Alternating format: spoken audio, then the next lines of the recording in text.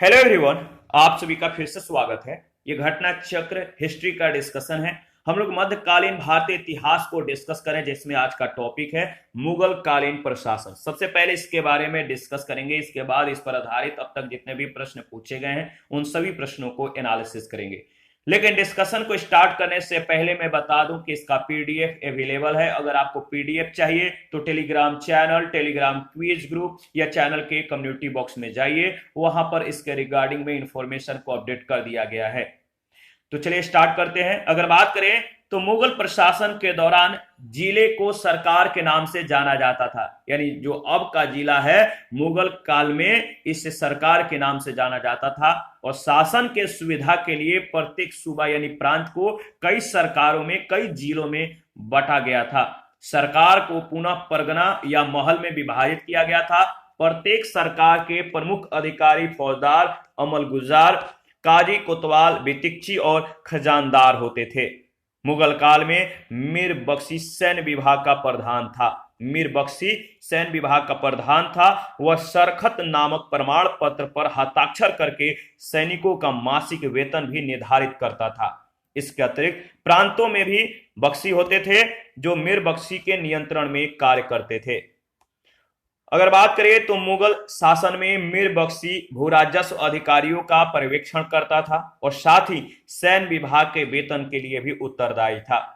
Sir Jadunath सरकार ने मीर बख्शी को वेतनाधिकारी कहा है, किंतु वेतनाधिकारी का कार्य मीर बख्शी का नियमित और अस्थायी कार्य नहीं था। वेतनाधिकारी का कार्य दीवान ए तन करता था। कौन करता था? दीवान ए तन। मुगल काल में मनसबदारों के सैनिकों के अतिरिक्त दो प्रकार के और घुड़सवार सैनिक थे जो अहदी और दाखिली कहलाते थे। अहदी और दाखिली।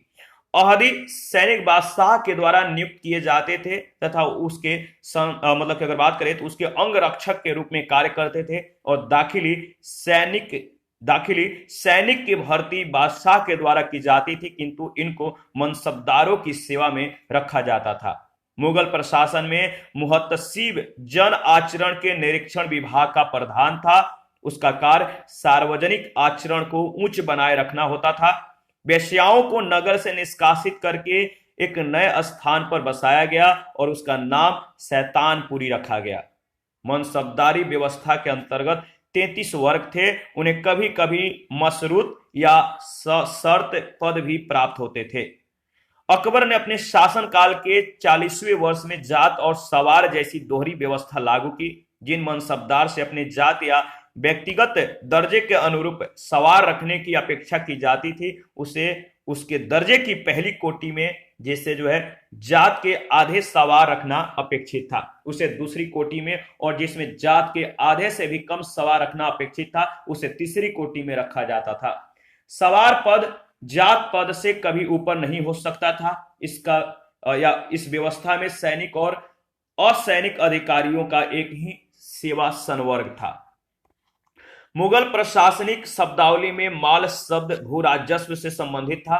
पुर्तगालियों के द्वारा 1605 ईस्वी में तंबाकू भारत लाया गया। इसके बाद ही तंबाकू भारत के जनसामान्य में बहुत लोकप्रिय हो गया।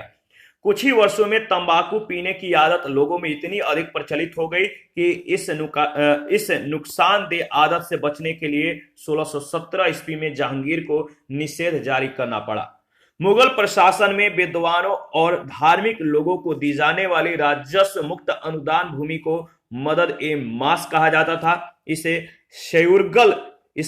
शयूरगल भी कहा जाता था। दान दी जाने वाली समस्त भूमि का निरीक्षण सद्र करता तथा सद्र का यह दायित्व था कि इन अनुदानों का दुरुपयोग न होने पाए। यह भूमि स्थानांतरित नहीं होती थी और अनुदान ग्राही के पास जो है वंशानुगत रूप से रहती थी। यानी भूमि को जो है किसी दूसरे को स्थानांतरण यानी मतलब कि ट्रांसफर नहीं किया जाता था, बल्कि इसे वंशानुगत के रूप में दिया जाता था। अगर पिता है तो पिता के जगह पर उनके बेटे, इस तरह से मतलब कि वंश के अनुसार आगे बढ़ता था। अगर बात करें तो टकसालों में सोने, चांदी और तांबे के सिक्के ढाले जाते थे। अकबर के द्वारा राम सीता की आकृतियों और राम सिया देवनागरिक लेख से युक्त सिक्के भी चलाए गए थे। चांदी का सिक्का रुपया कहलाता था। दाम अकबर के द्वारा चलाए गए तांबे का सिक्का था जो रुपए के 40वें भाग के बराबर होता था।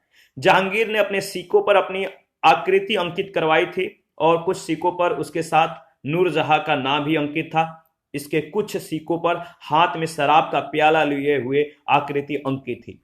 मध्यकाल में बटाई शब्द का मतलब था लगान निर्धारण की एक पद्धति जिसमें वास्तविक उपज का बंटवारा राज और कृषक के बीच होता था। इस पर आधारित पहला प्रश्न पूछा गया है, मुगल प्रशासन के दौरान जिले को किस नाम से जाना जाता था? मुगल प्रशासन के दौरान जिले को किस नाम से जाना जाता था? शुरू में ही हम लोगों ने इसके बारे में डिस्कस किया है। पहला ही जो लाइन था इसी के बारे में था। तो सही जवाब है सरकार, डी ऑप्शन बिल्कुल करेक्ट ऑप्शन है। मुगल प्रशासन के दौरान जिले को सरकार के नाम से जाना जाता था। शासन की सुविधा के लिए प्रत्येक सूबा कई सरकारों में बटा होता था। सरकार को पुनः परगना या महल में विभाजित किया गया था। सेकंड प्रश्न है, मुगल काल में जनपद क्या कहलाता था, जिला क्या कहलाता था? मुगल काल में जनपद क्या कहलाता था? तो सही जवाब है सरकार, बी ऑप्शन बिल्कुल करेक्ट ऑप्शन है। थर्ड नंबर है, मुगल काल में सेना का प्रधान निम्न में से कौन था? मुगल काल में सेना का प्रधान निम्न में से कौन था? तो सही जवाब है मीर बख्शी, यानी बी ऑप्शन बिल्कुल ही करेक्ट ऑप्शन है। मुगल काल में मीर बख्शी सैन्य विभाग का प्रधान था। उच्चाधिकारियों सहित सभी श्रेणियों के मनसबदारों की नियुक्ति के आदेश उसी के द्वारा दिए जाते थे। घोड़ों को दागने और सिपाहियों का मुआयना करने का काम भी उसी के जिम्मे था। 4 नंबर है, मुगल शासन में मीर बख्शी का कर्तव्य था, क्या था? मुगल शासन में मीर बख्शी का जो कर्तव्य था वो क्या था? तो याद रखिएगा सही जवाब है भू राजस्व अधिकारियों का पर्यवेक्षण करना, डी ऑप्शन बिल्कुल करेक्ट ऑप्शन है। मुगल शासन में मीर बख्शी भू राजस्व अधिकारियों का पर्यवेक्षण करता था, साथ ही सैन्य विभाग के वेतन के लिए भी उत्तरदायी था। सर जदुनाथ सरकार ने मीर बख्शी को वेतनाधिकारी कहा है, पे मास्टर कहा है, किंतु वेतनाधिकारी का कार्य मीर बख्शी का नियमित और अस्थायी कार्य नहीं था। वेतनाधिकारी का कार्य दीवान तन करता था। 5 नंबर है, नीचे दिए गए कथन जिनमें से केवल एक को जो है अभिकथन, एक को अभिकथन, दूसरे को कारण आर कहा गया है। तो अभिकथन ए कह रहा है कि मुगल साम्राज्य मूल रूप से एक सैनिक राज्य था। कारण केंद्रीय शासन व्यवस्था के विकास की प्राण शक्ति उसकी सैनिक शक्ति पर निर्भर थी। इन दोनों में से कौन सा सही है? अगर बात करें तो ए और आर दोनों सही है। आर ए की सही व्याख्या भी करता है। ऑप्शन ए बिल्कुल करेक्ट ऑप्शन है। कैसे? देखिए, यह विवाद का विषय है कि मुगल साम्राज्य एक सैनिक राज्य था, लेकिन अधिकतर इतिहासकार यह मानते हैं कि लगभग सभी मनसबदारों को सैन्य दायित्व प्रदान किया गया था। साथ ही मुगलों के पास एक बड़ी सेना थी जिसने मुगल साम्राज्य के विस्तार और सुदृढ़ीकरण में अपनी महत्वपूर्ण भूमिका निभाई थी। 6 नंबर है, निम्नलिखित में से किसने मुगल सेना में चिकित्सक नियुक्त किया गया था? निम्नलिखित में से किसे मुगल सेना में चिकित्सक नियुक्त किया गया था? तो मनुची को, सी ऑप्शन। सी ऑप्शन बिल्कुल करेक्ट ऑप्शन है। आगे बढ़ते हैं, नेक्स्ट प्रश्न। अच्छा, इसके बारे में 2 पॉइंट है, 2 लाइन है, इसको देख लेते हैं।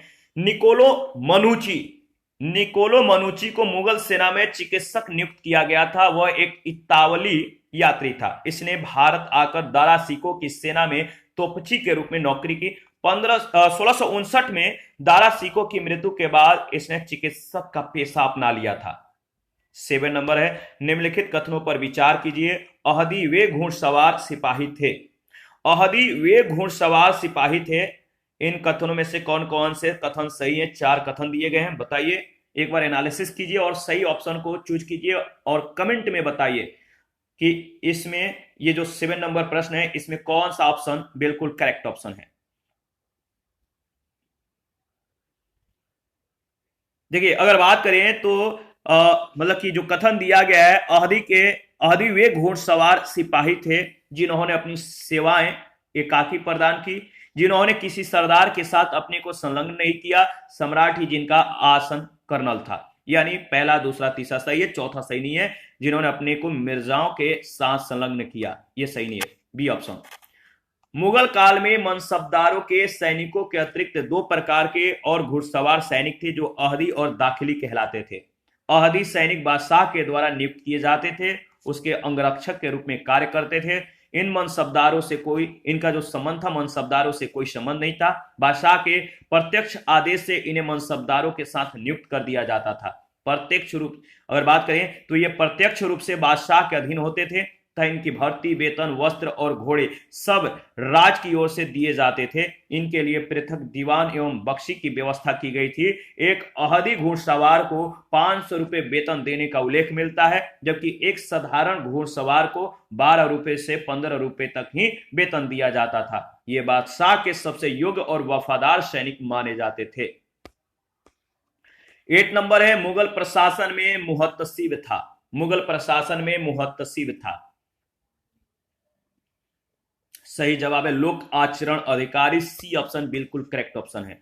मुगल प्रशासन में मुहत्तसिब जन आचरण के निरीक्षण विभाग का प्रधान था। उसका कार्य सार्वजनिक आचरण को उच्च बनाए रखना था। आचरण को शुद्ध बनाए रखने के लिए अकबर ने नगरों में मदिरा की बिक्री और वेश्याओं का निवास निषिद्ध घोषित कर दिया था। आगे बढ़ते हैं नेक्स्ट। 9 नंबर है, मध्यकालीन भारत में मनसबदारी प्रथा खास तौर पर इसलिए चालू की गई थी ताकि क्या हो सके। मध्यकालीन भारत में मनसबदारी प्रथा खास तौर पर इसलिए चालू की गई थी कि ताकि साफ सुथरा प्रशासन लागू हो सके। डी ऑप्शन बिल्कुल करेक्ट ऑप्शन है। मनसबदारी व्यवस्था एक विशिष्ट प्रशासनिक व्यवस्था थी जिसका प्रचलन मुगल शासक अकबर के द्वारा किया गया था। दशमलव प्रणाली पर आधारित मंगोलों की सैन्य व्यवस्था ही जिसकी कुछ छाप दिल्ली सल्तनत के सैन्य संगठन पर दिखाई पड़ती थी, मुगलों की सैन्य व्यवस्था का आधार रही होगी। दिए गए विकल्पों में मनसबदारी प्रथा को लागू करने का मुख्य उद्देश्य एक साफ सुथरा प्रशासन को लागू करना था। प्रश्न संख्या 10 है, निम्नलिखित बातों में से कौन एक मुगल मनसबदारी व्यवस्था के विषय में सत्य नहीं है। निम्नलिखित बातों में से कौन एक मुगल मनसबदारी व्यवस्था के विषय में सत्य नहीं है। तो उसका सवार पद जात पद से अधिक हो सकता था। ये मुगल मनसबदारी व्यवस्था के विषय में सत्य नहीं है। सी ऑप्शन बिल्कुल करेक्ट ऑप्शन है। मनसबदारी व्यवस्था के अंतर्गत 33 वर्ग थे, उन्हें मशरूत या सशर्त पद प्राप्त होते थे। अकबर ने 40वें वर्ष में जात और सवार जैसे दोहरी व्यवस्था लागू की। जिस मनसबदार से अपनी जात और व्यक्तिगत दर्जे के अनुरूप सवार रखने की अपेक्षा की जाती थी उसे उसके दर्जे की पहली कोटि में, जिसे जात के आधे सवार रखना अपेक्षित था, उसे दूसरी कोटि में, और जिसे जात के आधे से भी कम सवार रखना अपेक्षित था उसे तीसरी कोटि में रखा जाता था। अगर बात करें तो सवार पद जात पद से कभी ऊपर नहीं हो सकता था। इस व्यवस्था में सैनिक और असैनिक अधिकारियों का ही जो है एक सेवा संवर्ग था। लोग अधिकतर सरकारी सेवा में निम्नतम सोपान पर प्रवेश करके अमीर या अमीर ए उम्दा के दर्जे तक ऊपर जाने की आशा कर सकते थे। 11 नंबर है, मुगल मनसबदारी व्यवस्था के बारे में निम्न कथनों पर विचार कीजिए और नीचे दिए कूट से सही उत्तर को चुनिए। तो मुगल मनसबदारी व्यवस्था के बारे में निम्न कथनों पर विचार करके सही कूट का चयन करना है। देखिए 4 स्टेटमेंट है। पहला है जात और सवार पद प्रदान किए जाते थे। दूसरा स्टेटमेंट अगर देखें तो दिया गया है कि मनसबदार आनुवांशिक अधिकारी होते थे। तीसरा है मनसबदारों के 3 वर्ग थे। चौथा है दीवान कार्यालय के द्वारा इनको वेतन दिया जाता था। तो मुगल मनसबदारी व्यवस्था के बारे में जो कथन सही है, कौन कौन से कथन सही है आपको बताना है। ध्यान रखिएगा, मुगल मनसबदारी व्यवस्था के बारे में अगर बात करें तो जो 4 स्टेटमेंट दिया गया इनमें से जो 2 स्टेटमेंट है बिल्कुल सही है। जात और सवार पद प्रदान किए जाते थे और इसके बाद मनसबदारों के 3 वर्ग थे। पहला तीसरा बिल्कुल सही है, यानी सही जवाब हो जाएगा डी ऑप्शन, केवल पहला और तीसरा। मनसब जो शब्द है इसका अर्थ है श्रेणी या पद। मनसबदार का अर्थ है उस अधिकारी से जिसे शाही सेना में पद या श्रेणी प्राप्त थी।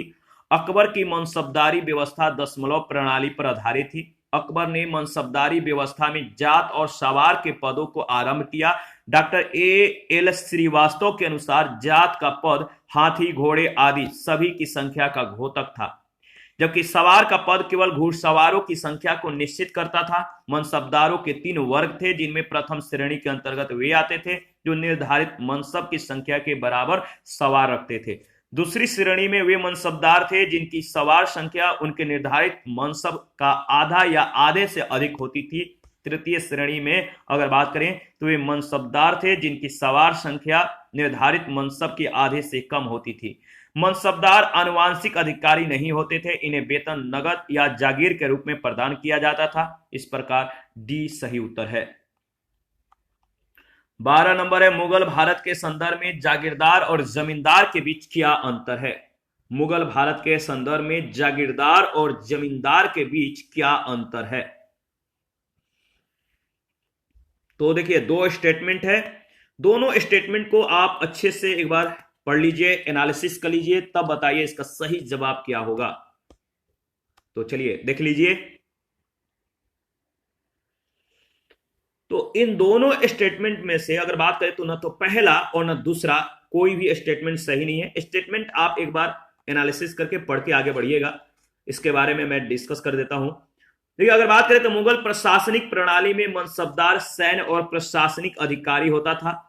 मनसबदार को सैन्य और प्रशासनिक व्यय तथा वेतन के बदले नगद या जागीर के रूप में भुगतान होता था। जिन मनसबदारों को जागीर प्राप्त होती थी वे जागीरदार कहलाते थे। इन्हें न्यायिक और प्रशासनिक दायित्वों के एवज में भूमि आवंटन अधिकार प्राप्त होते थे। इनके भूमि अधिकार केवल सेवा काल तक ही रहते थे। इसके विपरीत जमींदार पहले से चले आ रहे बड़े भूधारक होते थे और इनका कार्य अपने प्रभाव क्षेत्र से भू राजस्व संग्रह कर राज्य को देना होता था, जिसके बदले उन्हें लगभग जो है 10 से 11% यानी कतिपय क्षेत्रों में या 25% तक था संग्रह शुल्क प्राप्त होता था। इनके राजस्व अधिकारी अगर बात करें तो राजस्व अधिकार वंशानुगत होते थे और इनका मुख्य जो उत्तरदायित्व था राजस्व उगाही होता था। इनका मुख्य उत्तरदायित्व तो राजस्व उगाही होता था, परंतु इसका अतिरिक्त वे कुछ विशिष्ट प्रकार की सेवाएं जैसे कि खिदमत कहें तो राज को देते थे, अपनी सेवाएं देते थे, खिदमत करते थे। अपने क्षेत्रों में कानून व्यवस्था बनाए रखने और विद्रोही तत्वों से निपटने में राज्यों के अधिकारियों की सहायता के अतिरिक्त ये आवश्यकता पड़ने पर जो है अपने सैनिक संसाधन भी राज को उपलब्ध कराते थे। इस प्रकार प्रश्नगत दोनों कथन सही नहीं है। 13 नंबर है, मुगल कालीन भारत में राज की आय का प्रमुख स्रोत क्या था? तो प्रमुख स्रोत क्या था आपको मालूम है, सही जवाब क्या होगा? मुगल कालीन भारत में राज की आय का जो प्रमुख स्रोत था वो था भू राजस्व। सी ऑप्शन बिल्कुल करेक्ट ऑप्शन है। मध्यकालीन भारत में राज की आय का प्रमुख स्रोत भू राजस्व था। देखिए बाबर के समय में संपूर्ण भूमि को जागीरों में बांट दिया गया। हुमायूं ने अपने समय में भूमि सुधार के लिए कोई कार्य नहीं किया। शेरशाह ने अपने समय में एक सुव्यवस्थित लगान व्यवस्था का प्रबंधन किया, लेकिन यह व्यवस्था इस्लाम शाह के मृत्यु के बाद नष्ट हो गया। अकबर पहला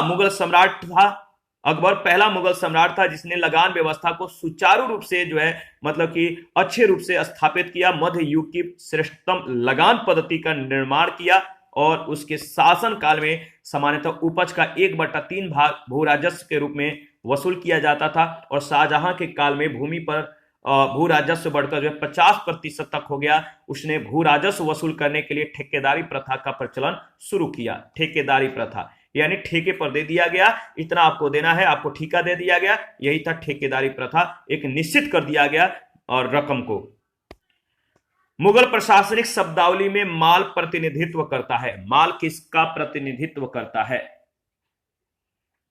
तो माल भू राजस्व को प्रतिनिधित्व करता है। माल का मतलब है भू राजस्व, यानी ऑप्शन ए बिल्कुल करेक्ट ऑप्शन है। मुगल प्रशासनिक शब्दावली में माल शब्द भू राजस्व से संबंधित था। 15 मुगल सम्राट जिसने तंबाकू के प्रयोग पर निषेध लगाया, प्रतिबंध लगाया, कौन था? मुगल सम्राट जिसने तंबाकू के प्रयोग पर प्रतिबंध लगाया था नाम है जहांगीर। पुर्तगालियों के द्वारा 1605 में तंबाकू भारत लाया गया। इसके बाद ही तंबाकू भारत के जन सामान्य में काफी लोकप्रिय हो गया। कुछ ही वर्षों में तंबाकू पीने की आदत लोगों में इतनी अधिक प्रचलित हो गई कि इस नुकसानदेह आदत से बचने के लिए 1617 ईस्वी में जहांगीर को निषेध जारी करना पड़ा। 16 नंबर है, मुगल प्रशासन में मदद ए मास इंगित करता है। मुगल प्रशासन में मदद ए मास किसको इंगित करता है? इसका सही जवाब हो जाएगा विद्वानों को दी जाने वाली राजस्व मुक्त अनुदत्त भूमि, राजस्व यानी कर मुक्त भूमि, बी ऑप्शन। मुगल प्रशासन में विद्वानों और धार्मिक लोगों को दी जाने वाली राजस्व मुक्त अनुदान भूमि को मदद ए मास कहा जाता था। इसे सयुरगल भी कहा जाता था, सयुरगल। दान दी जाने वाली समस्त भूमि का निरीक्षण सद्र करता था और सद्र का यह भी दायित्व था कि इन अनुदानों का दुरुपयोग न होने पाए। यह भूमि स्थानांतरित नहीं होती थी और अनुदान ग्राही के पास यह जो था वंशानुगत रूप से रहती थी। ठीक है। 17 नंबर है, मध्यकालीन भारत के ऐतिहासिक स्रोतों में चकला शब्द का प्रयोग हुआ है। चकला शब्द का प्रयोग किस रूप में हुआ है आपको बताना है। चकला, चकला का मतलब है सूबा और परगना के बीच के क्षेत्रीय इकाई, लेकिन सरकार के समानार्थी नहीं था, यानी सी ऑप्शन इसका सही वर्णन है। देखिए, अगर बात करें तो मुगल काल में प्रशासन की सुविधा के दृष्टि से प्रत्येक प्रांत को अनेक सरकारों और जिलों में विभाजित किया गया था। प्रत्येक सरकार अनेक परगनों में विभाजित था। प्रत्येक परगने के अंतर्गत उनके गांव होते थे। शाहजहां के काल में कुछ परगनों को एक में मिलाकर एक नई इकाई चकला का संगठन किया गया, चकला। 18 नंबर है, मनसबदारी व्यवस्था के संदर्भ में कौन सा कथन सही है? मनसबदारी व्यवस्था के संदर्भ में जो कथन सही है, कौन सा कथन सही है? दो कथन है। मनसबदारी व्यवस्था राज के कुलीन वर्ग से संबंधित थी, जिसे अकबर ने प्रारंभ किया। दूसरा है, मनसबदारी का पद पैतृक था। इन दोनों में से कौन सा कथन सही है आपको बताना है। इन दोनों में से पहला केवल कथन सही है। मनसबदारी व्यवस्था राज के कुलीन वर्ग से संबंधित थी, जिसे अकबर ने प्रारंभ किया था। मुगल काल में मनसबदारी पद्धति की शुरुआत अकबर के काल में उसके शासन के 19वें वर्ष से मनाई जाती है, यानी 1575 ईस्वी से, जिसमें जात और सवार पद का विभाजन उसके शासन काल के 40वें वर्ष में किया गया था। मनसब मुगल नौकरशाही में पद और वरीयता क्रम निर्धारित करता था। यह प्रशासनिक और सैन्य पद था। मनसबदारों की नियुक्ति और उनका वरीयता क्रम बादशाह निर्धारित करता था तथा केवल सेवा काल तक ही यह पद रहता था। यह वंशानुगत यानी पैतृक पद नहीं था। 19 नंबर है, मुगल काल में मनसबदारी प्रथा विद्यमान थी। मुगल काल में मनसबदारी प्रथा विद्यमान थी। कारण आर, मनसबदारों का चयन योग्यता के आधार पर होता था।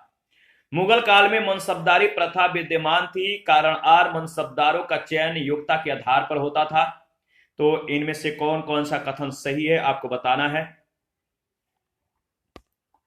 तो देखिए, इसमें अगर बात करें तो सही है, कथन और कारण दोनों सही है, परंतु कारण कथन को स्पष्ट नहीं करता है, यानी बी ऑप्शन बिल्कुल करेक्ट ऑप्शन है।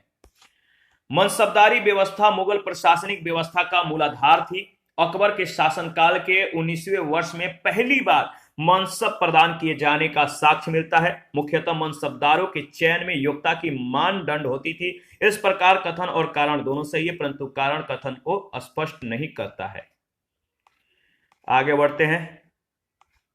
20 नंबर, निम्न में दिए गए कथन ए और बी के व्याख्यान को पढ़े और निम्न के कूट में सही उत्तर का चयन करें। पहला है, सभी मनसबदार सेना के पदाधिकारी नहीं होते थे। दूसरा है, मुगल शासन के अधीन उच्च पदाधिकारी भी मनसबदार होते थे और उनका वर्गीकरण होता था। इन दोनों में से कौन सा कथन सही है आपको बताना है।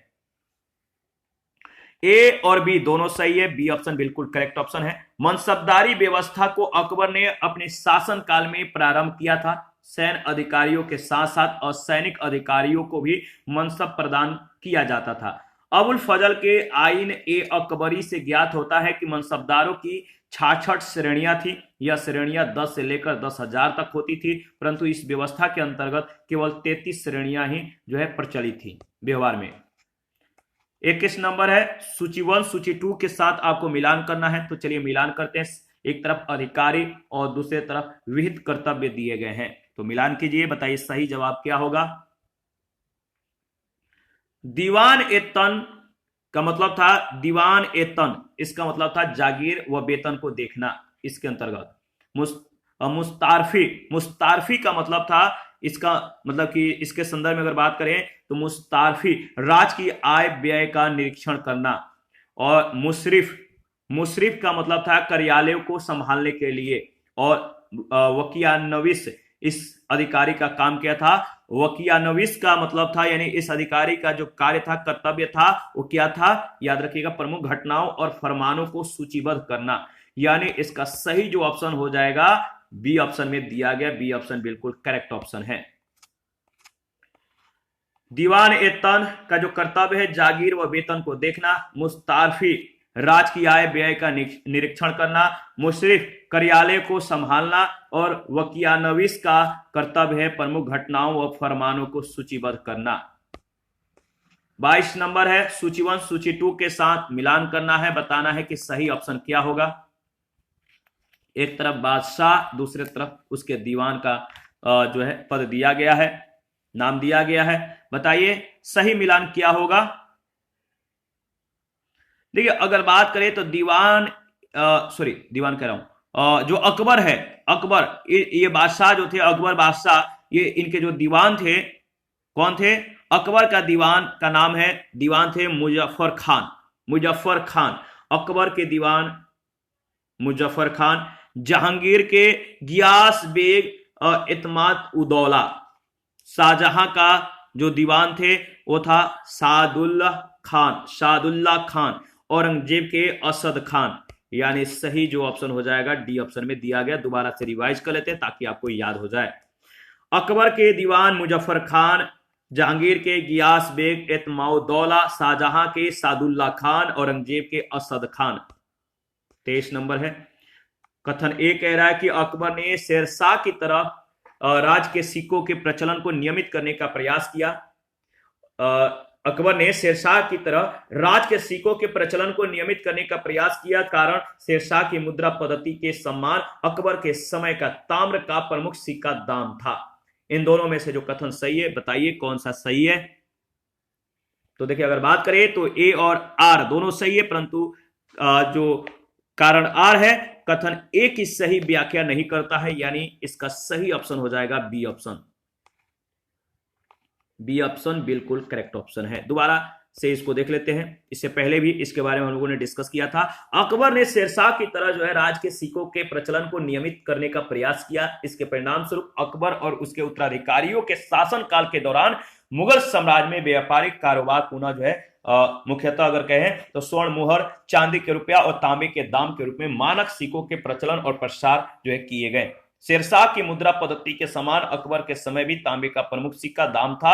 1 रुपये में 40 दाम होते थे। राज के आय व्यय की गणना दाम में ही की जाती थी। इस प्रकार प्रश्नगत कथन कारण दोनों सही है, लेकिन कारण कथन की सही व्याख्या नहीं करता है।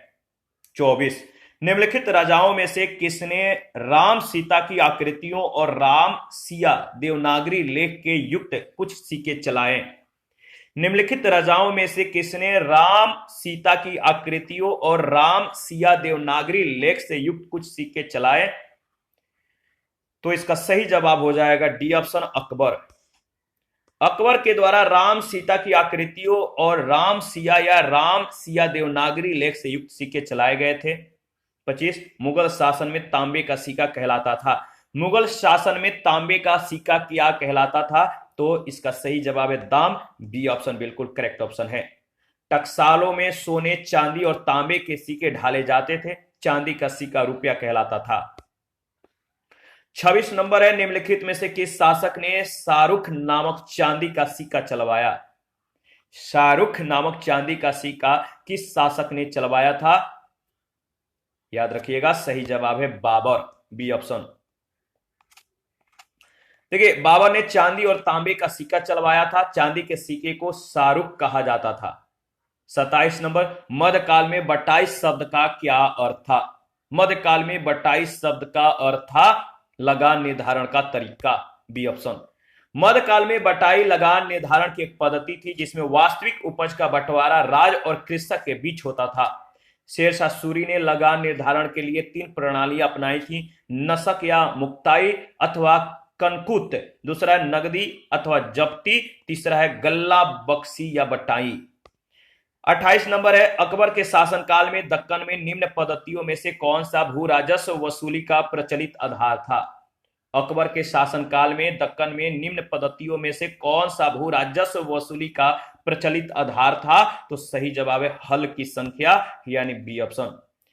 जे.एन. सरकार की औरंगजेब का इतिहास पुस्तक में पृष्ठ संख्या 190 पर यह उल्लेख है कि अकबर के शासनकाल में उत्तर भारत में दीवान टोडरमल के द्वारा भू राजस्व वसूली की व्यवस्थित पद्धति स्थापित की गई थी, लेकिन दक्कन में इस प्रकार की व्यवस्थित पद्धति का अभाव था। इस दौरान दक्कन के किसान प्रति हल के आधार पर राज को भू राजस्व का भुगतान करते थे, हल की संख्या पर। 29 नंबर है, निम्नलिखित में से किस मुगल कालीन नहर का निर्माण फिरोज शाह के रजबावाह को पुनर्जीवित करके किया गया? रजबवाह को पुनर्जीवित करके किया गया। मुगल कालीन नहर का निर्माण फिरोज शाह की रजबवाह को पुनर्जीवित करके किया गया। इसका सही जवाब हो जाएगा शहाब नहर, शहाब नहर यानी बी ऑप्शन। मुगल कालीन शहाब नहर का निर्माण फिरोज शाह की रजबवाह को पुनर्जीवित करके किया गया। मुगल बादशाह अकबर के समय में पहले शिहाबुद्दीन खान और बाद में नूरुद्दीन मोहम्मद तार खान के द्वारा नहर की खुदाई और मरम्मत करके चौड़ा करवाया गया। अकबर के समय दिल्ली के गवर्नर शिहाबुद्दीन ने कृषि को विस्तार देने के लिए नहर की मरम्मत करवाई और इसका नाम बदलकर सिहाब या शहाब नहर कर दिया। ठीक है, याद रखिएगा। इसी के साथ अगर बात करें तो आज का सेशन समाप्त करते हैं। नेक्स्ट सेशन में मुगल कालीन संगीत और चित्रकला के बारे में डिस्कस करेंगे। तो आप अपना प्रतिक्रिया देते रहें, आपके प्रतिक्रियाओं का हमें बेसब्री से इंतजार रहता है। जिन लोगों ने Telegram channel, Telegram quiz group, Facebook page, Instagram को ज्वाइन नहीं किया, वीडियो के डिस्क्रिप्शन बॉक्स में उसका लिंक है, आप ज्वाइन कीजिए, हमें सपोर्ट कीजिए। और आप लोगों का सपोर्ट हमारे लिए काफी प्रेरणादायक होता है। थैंक यू, मिलते हैं नेक्स्ट सेशन में।